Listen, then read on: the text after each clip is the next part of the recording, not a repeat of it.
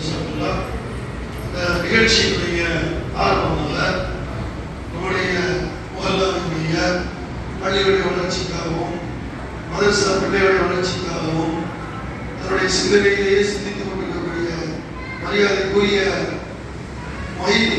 மொஹிதீன் பாய் அவர்களை வரவேற்புரை நிகழ்த்த அழைக்கின்றேன்.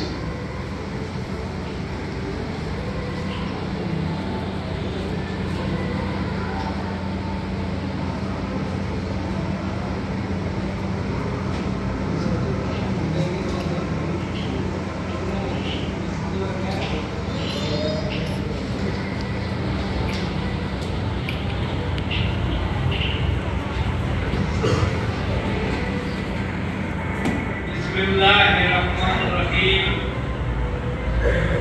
Makalam Marai Muhyiddin Jumma Pallivasal Ilmu Dawiya Madrasaவிற்கு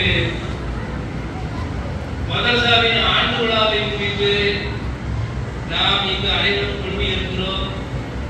இந்த பள்ளியிலே மதரசா ஓராண்டு தொடர்ச்சியாக நடைபெற்று வருவதில் நாம் அனைவரும் பெருமை கொள்வோமாக என்று கூறி இவ்விழாவிற்கு தலைமையாக வந்துள்ள ஆலிஜனாப் அப்துல் கனி அவர்களே, இவ்விழாவிற்கு முன்னிலை வைத்து வந்திருக்கின்ற ஜமாத்தார்களே, பெரியவர்களே, பெண்களே, தாய்மார்களே, சகோதர சகோதரிகளே, மாணவ மாணவியர்களே, இந்நிகழ்ச்சிக்கு வரவேற்புரை வழங்க வந்துள்ள ஆலிஜனாப் எம்பி ரஹ்மத்துல்லா அவர்களே, வாழ்த்துரை வழங்க வந்துள்ள ஆலிஜனாப் முஃப்தி ஏஎம் அமானுல்லா அவர்களே, நிகழ்ச்சிக்கு சிறப்புரையாற்ற வந்திருக்கின்ற ஆலிஜனாப் கேகே காதர் கலீம் முஸ்தபா அவர்களே, நிகழ்ச்சி தொகுப்பாளரும் மற்றும் நன்றியுரை வழங்கியுள்ள ஆலிஜனாப் எஸ்எஸ்எம் சிராஜுதீன் பாகவி அவர்களே, உங்கள் அனைவரையும் மக்களம்பாறை ஜமாத்தின் சார்பாக வரவேற்று உங்கள் அனைவருக்கும் அஸ்ஸலாமு அலைக்கும் வரஹ்மத்துல்லாஹி தஆலா வபரகாத்துஹு. இப்போது மதரசா என்றால் என்ன, அதனுடைய நோக்கம் என்ன, அதனுடைய பயன்கள் என்ன?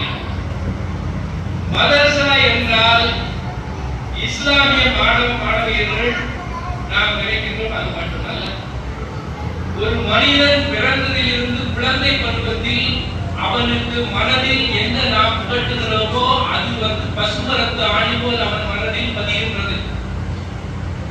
மதரசாக்களில் குழந்தைகளை அனுப்பும்போது வாழ்வியலின் பொருட்கள், வாழ்வியலின் நடைமுறை, ஒரு மனிதன் எவ்வாறு வாழ வேண்டும், எவ்வாறு தன்னுடைய பருவ நிலைகளை கணிக்க வேண்டும் என்பதெல்லாம் எடுத்துக்கொண்டு குர்ஆனுடைய வசனங்கள், ஹதீஸ்கள், நபிகள் நாயகம் கண்மணி ஸல்லல்லாஹு அலைஹி வஸல்லம் எப்படியெல்லாம் வாழ்ந்தார்களோ அவர்களுடைய வாழ்க்கை நெறிமுறைகள் அத்தனையும் இந்த மதரசாக்கள் கற்றுக் கொடுக்கின்றன.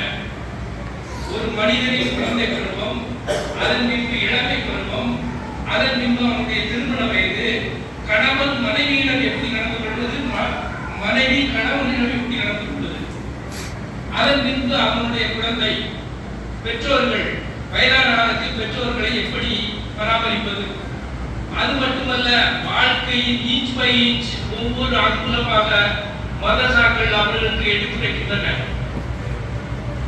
ஆகவே கற்க கசடர, கற்பவை கற்றபின் நிற்க அதற்கு தக, நாம் என்னெல்லாம் கற்றோமோ அந்த கற்றவைகளை உள்வாங்கி அதன்படி நடப்பவே ஆனால் அந்த வாழ்க்கை சிறப்படையும்.